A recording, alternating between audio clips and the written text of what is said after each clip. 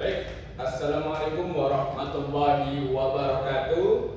Selamat pagi saudara-saudari sekalian. Berjumpa lagi pada kesempatan kali ini. Kita akan membahas tentang apa itu dasar-dasar teknologi perkantoran. Sebelum kita memulai pembelajaran, ada kalanya kita berdoa menurut agama dan kepercayaan masing-masing. Berdoa, mulai. Berdoa, selesai.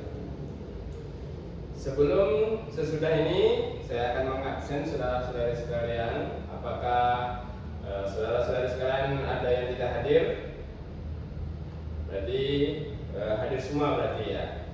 Baik, saudara-saudari sekalian, kita langsung saja memulai pembelajaran kita pada kesempatan kali ini.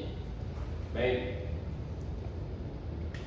Ini adalah pembelajaran teknologi perkantoran yang dimana nanti pada saat ini outputnya saudara-saudari bisa memahami tentang dasar-dasar pemahaman teknologi perkantoran tingkat SMK jurusan manajemen perkantoran dan layanan bisnis. Oke. Berikutnya di sini ada beberapa alur pembahasan yang dimana ini akan menjadi struktur pembahasan kita pada kesempatan kali ini. Pertama yaitu tentang pengertian teknologi perkantoran. Kemudian yang kedua dasar-dasar Microsoft Office. Kemudian tiga pengoperasian alat kantor. Di sini alat kantor itu banyak ya. Jadi saya mengambil satu contohnya saja yaitu tentang printer. Kemudian berikutnya yang keempat pemeliharaan alat kantor. Kemudian yang kelima pengolahan dokumen digital. Keenam komunikasi digital, email dan juga internet. Kemudian ketujuh kesimpulan. Oke, baik saudara-saudari sekalian, kita masuk di pembahasan pertama yaitu pengertian teknologi perkantoran.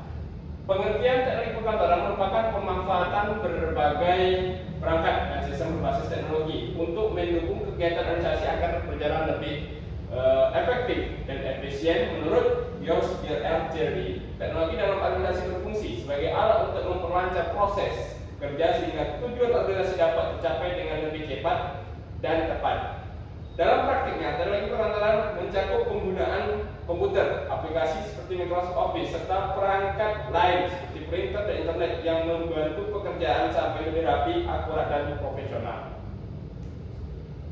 Kemudian Microsoft Office adalah kumpulan aplikasi perkantoran yang digunakan untuk membantu pekerjaan organisasi secara digital. Menurut Microsoft Corporation, aplikasi ini dirancang untuk meningkatkan produktivitas kerja. Program utamanya meliputi Microsoft Word untuk membuat dokumen, Microsoft Excel untuk mengolah data, dan Microsoft PowerPoint untuk presentasi.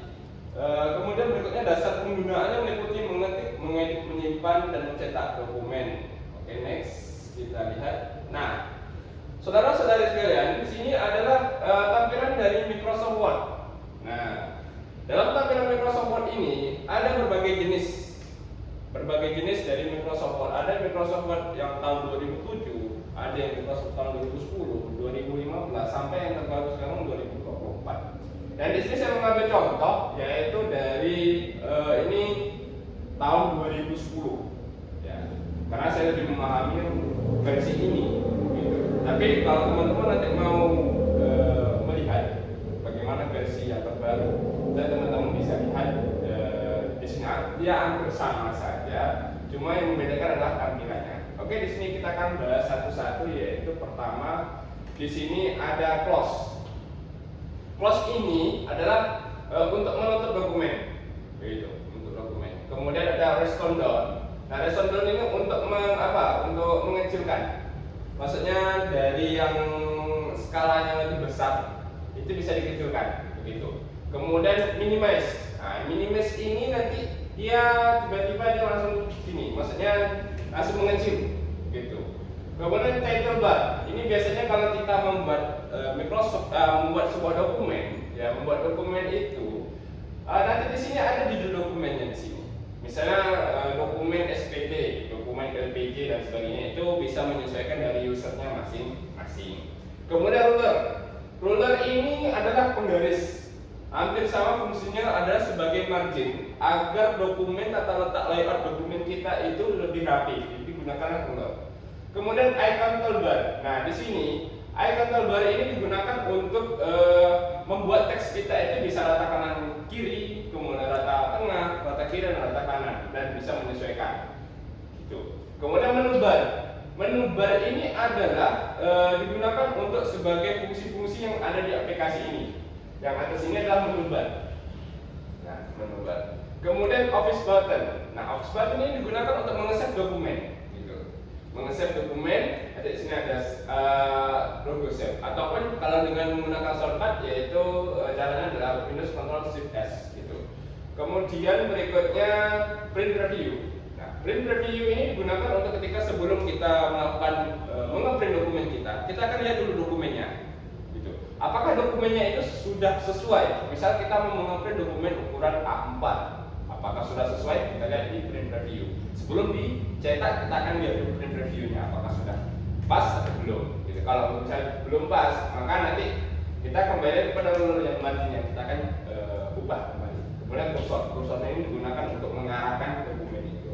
Kemudian language atau istilahnya pengubahan bahasa.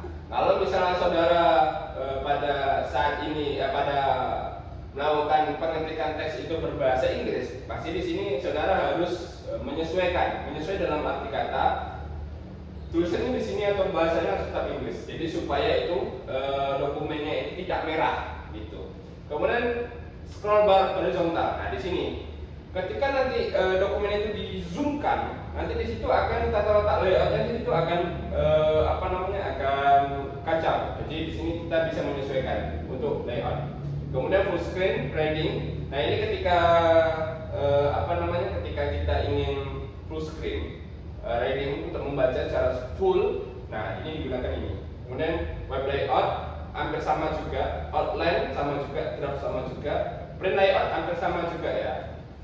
Print layout ini dia nanti dua banding satu, maksudnya printnya itu bisa dua. Kemudian draft, kemudian zoom. Zoom ini untuk mengzoom dokumen. Nah, misalnya dokumennya kecil, nah, bisa kita zoomkan. Kemudian kemudian scroll bar vertikal. Nah, ketika scroll bar vertikal ini nanti misalnya dokumennya terlalu pendek, bisa kita scroll ke bawah. Begitu. Oke. Berikutnya ini adalah tampilan dari Microsoft Excel. Nah, dalam tampilan Microsoft Excel ini ada berbagai macam fitur-fitur yang ditawarkan. Pertama, dia hampir sama dengan Microsoft Word. Cuma yang membedakannya adalah Microsoft Word untuk mengolah dokumen, dan Microsoft Excel digunakan untuk mengolah data. Oke, kita cek di sini ada pertama yaitu Office button. Hampir sama juga untuk menyimpan dokumen, atau menyimpan data. Kemudian quick access, nah ini digunakan sama juga untuk menyimpan data juga, ya.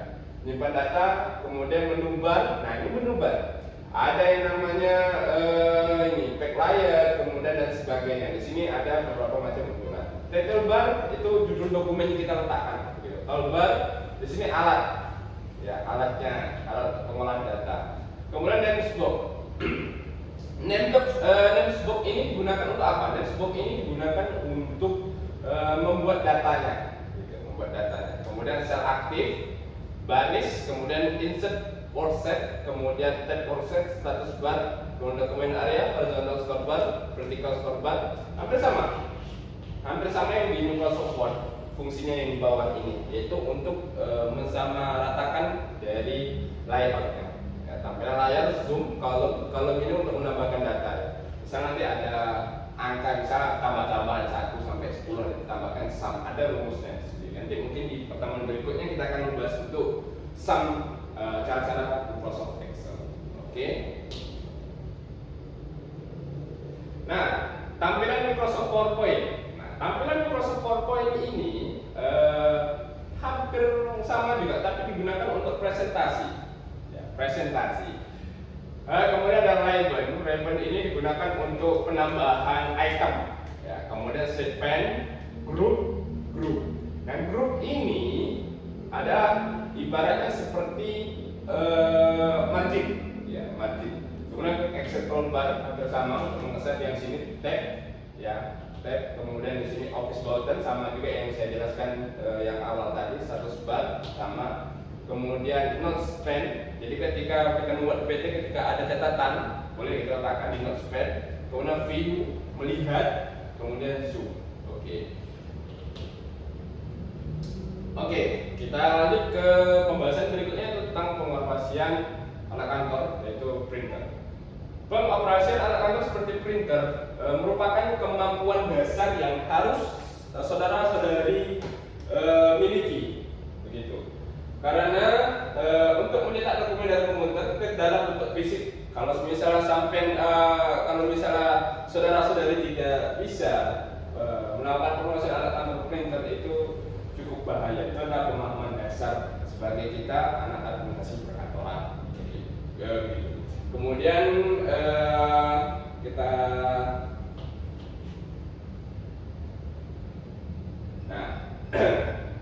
di sini saya akan jelaskan yaitu pengoperasian alat kantor printer one device. Nah, one device ini adalah yang dimana printer itu satu untuk komputer. Nah, gitu. Satu komputer, satu printer. Nah, dia itu penyambungannya gampang. Gampang dalam artian kata, cuma tinggal colok saja, kemudian instant delivernya nanti akan muncul secara otomatis. Ini kalau one device mungkin dari teman-teman dari saudara-saudari itu sudah paham begitu. Nah, di sini kita akan membahas pengoperasian alat kantor printer atau sharing printer. Di sini satu printer itu bisa digunakan sekiranya bisa 5 PC personal komputer ataupun 5 komputer ataupun 5 laptop dengan cara yaitu sharing printer. Sharing printer ini menggunakan apa? Menggunakan yaitu metode jaringan WiFi gitu. Di sini kita akan membahas topologinya gimana. Pertama, kita harus menyiapkan dulu PC. PC ini digunakan sebagai server. Servernya ini nanti akan mengirimkan kode perintah kepada per masing-masing komputer yang digunakan untuk kita mengeprint dengan sistem sharing printer gitu. Pertama, PC sebagai printer server, kemudian nanti ada routernya. Ini boleh menggunakan sistem modem ataupun sistem menggunakan LAN ya, atau istilahnya local access networking gitu. Tapi kalau misalnya menggunakan router ya bisa saja. Oke, kita akan membahas tentang ini sistem router ya. Nah, pertama, dari printer ya, printer ini akan disambungkan menggunakan PC servernya. PC server akan disambungkan ke router. Nah, router atau LAN, kabel LAN ini, local access networking ini akan mengakseskan datanya ke masing-masing komputer dengan cara tadi, ya dengan cara menggunakan LAN. Kalau misalnya kita menggunakan LAN atau local access networking, dia langsung saja ke ini switch atau hooks, langsung switch. Tapi kalau kita menggunakan router untuk jarak panjang, ya, kita switchnya ini langsung aja ke router, gitu. Jadi alurnya begini. Nanti dari PC, ya PC akan mengirimkan perintah ke switch. Switch akan mengirimkan perintah kepada masing-masing komputer yang menggunakan LAN, kabel local access networking. Kalau misalnya dia tidak menggunakan LAN, maka akan dinaikkan untuk ke router. Router akan mengambil data dari yang satu server yang sama. Kemudian ketika cara pengemprintnya bagaimana? Ketika pengemprinan, ya, misalnya kita PC 1. PC 1 kita akan muncul di pack print preview-nya gitu. Pack print preview-nya akan mengirimkan perintah ke switch. Nah, switch akan mengirimkan perintah kepada server PC server ini. Sesudah PC server menerima data yang telah diberikan, maka akan menjalankan perintah printer langsung dicetak begitu, sesuai dengan arahan dari komputer pertama. Ini adalah topologi jaringan. Topologi jaringan secara sederhana. Nah, untuk cara pencetakannya tergampang, cuma nanti di Microsoft Word itu tinggal print aja, kemudian marginnya diatur begitu, sesuaikan dengan dokumen apa yang akan kita cetak.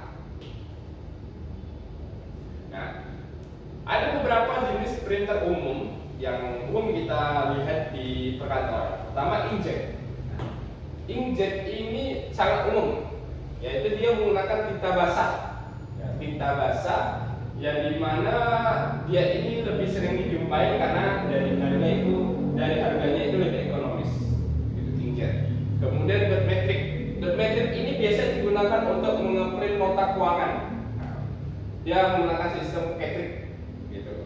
Tapi dia hanya tidak berwarna, cuma hitam putih. Kalau ini berwarna. Sama laserjet. Kalau laserjet ini dia menggunakan tintanya tinta bubuk. Nah, ada tinta bubuk toner ataupun tinta bubuk basah. Biasanya kalau yang seperti ini biasanya menggunakan tinta toner yang kering atau yang bubuk gitu. Kemudian thermal. Nah, kalau thermal ini biasa kita jumpai yang berada di kayak di Berlin, kemudian di agen-agen Berlin dan sebagainya. Oke, pemeliharaan alat kantor. Ini saya contohkan salah satu printer.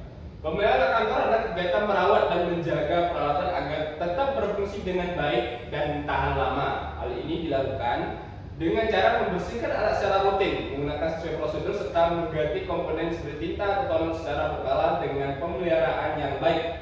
Alat kantor dapat digunakan lebih optimal, mengurangi kerusakan dan menghemat biaya perbaikan.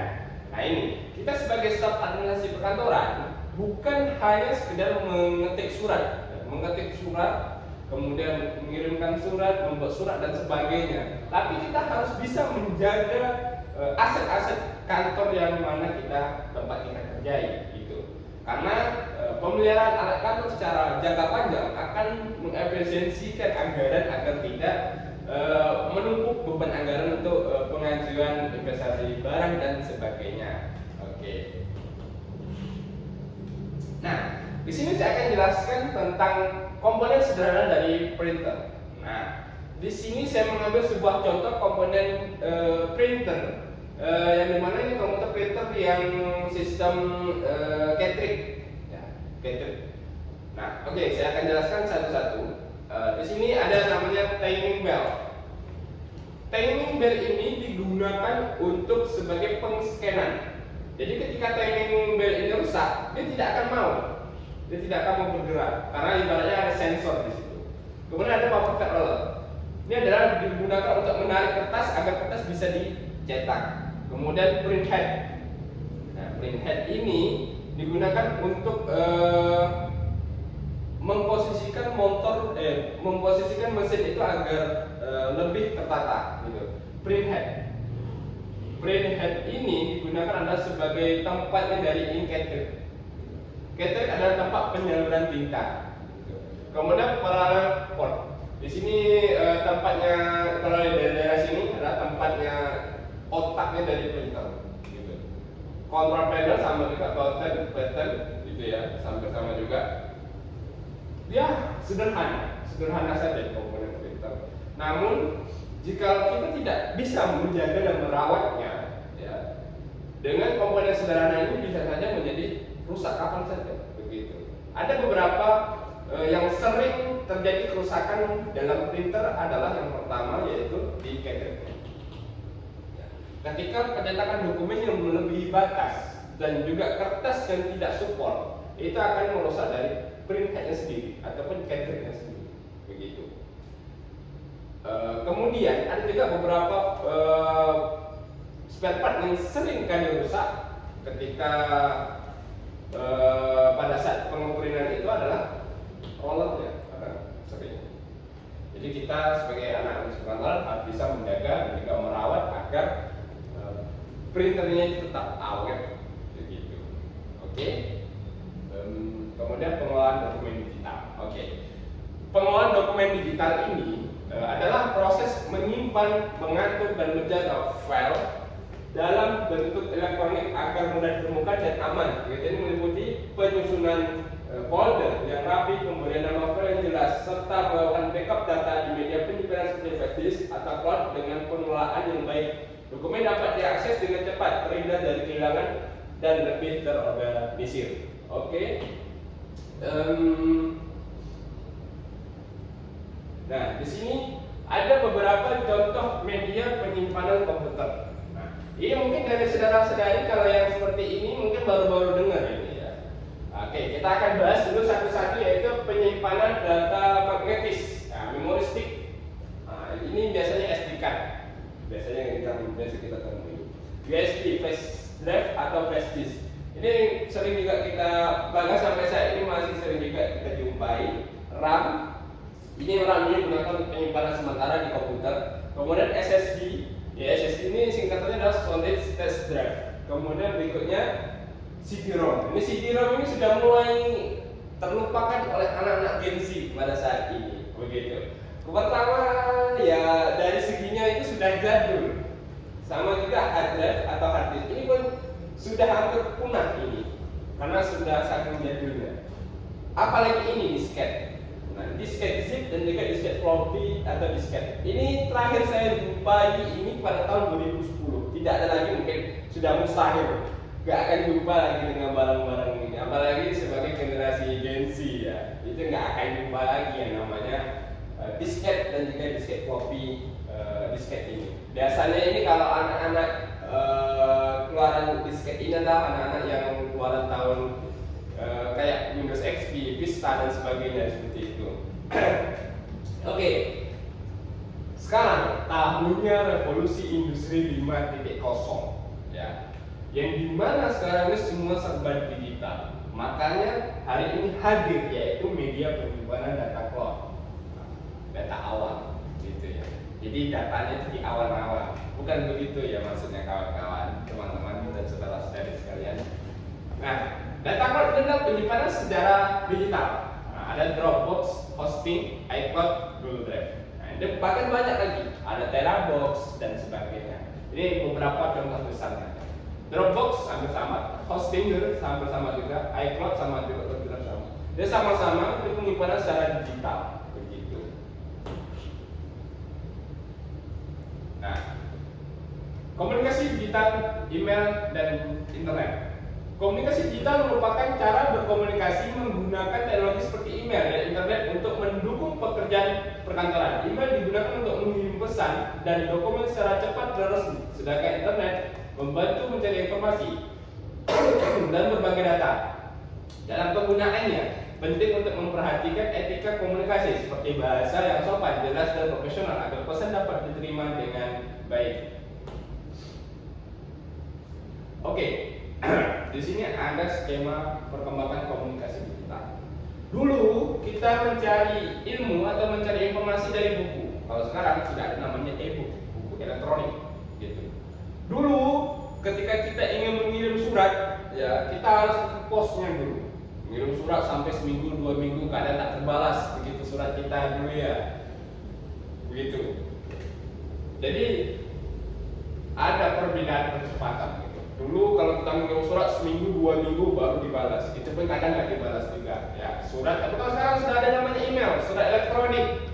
Cukup kita mengetikkan surat di email, kita kirimkan alamat email yang kita tuju. Dalam 1 menit, bahkan nggak sampai 1 menit, 30 detik saya jamin itu sudah terkirim. Tinggal yang sananya apakah sudah membaca atau belum surat yang kita kirimkan, begitu. Jadi kemudian kita berikutnya itu mesin ketik komputer. Dulu kalau kita mengetik ya menggunakan mesin ketik itu ya, itu kayak mesin tempur jet, duk duk duk duk duk gitu ya. Tapi kalau sekarang sudah ada komputer, itu semua serba canggih, ya, serba canggih. Tidak ada apa namanya itu kita salah mengetik, cabut kertas, coret, ping X. Tidak ada cerita seperti itu lagi. Kalau sekarang sudah komputer ya udah backpack, delete, selesai. Kalau kita males, kontrol Alt delete gitu. Tapi jangan begitu ya. Kita sebagai anak perkantoran harus tetap rajin gitu. Kemudian telepon dan telepon seluler. Kalau dulu kita menelpon itu ada namanya wartel, warung telepon. Nah, wartel itu kalau kalian lama aja di wartel itu paling sudah di itu ibaratnya sudah dimarahi sama orang-orang yang mau nelpon itu. Kalau sekarang anak Gen Z kalau mau telepon apa nama istilahnya itu sleep call dan sebagainya, itu beberapa jam aja selesai begitu. Saking canggihnya komunikasi digital. Hal ini kenapa perkembangan teknologi digital digital ini diperlukan. Pertama untuk efisiensi, efisiensi. Dari semulanya surat itu harus selesainya beberapa minggu, beberapa hari.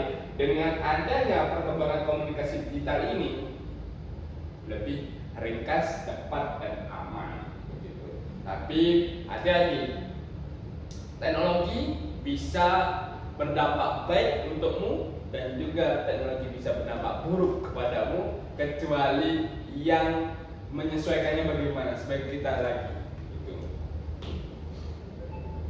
Oke, kita sudah sampai ke penghujung pembelajaran kita pada kesempatan kali ini, yaitu kesimpulannya pada saat pembelajaran hari ini adalah teknologi perkantoran berperan penting dalam mendukung pekerjaan organisasi agar lebih cepat, efisien, dan profesional dengan memahami dasar Microsoft Office, pengoperasian printer, penggunaan alat pengolah dokumen digital serta komunikasi digital. Pekerjaan kantor dapat dilakukan dengan lebih optimal. Oke, kita sudah sampai di penghujung pembelajaran kita pada kesempatan kali ini. Mungkin dari saya, ya, pokoknya ketika nantinya saudara-saudari telah mempelajari tentang dasar-dasar teknologi perkantoran, saya harap saudara-saudari sekalian bisa memahami tentang apa itu teknologi perkantoran, ya, dasar-dasar Microsoft Office,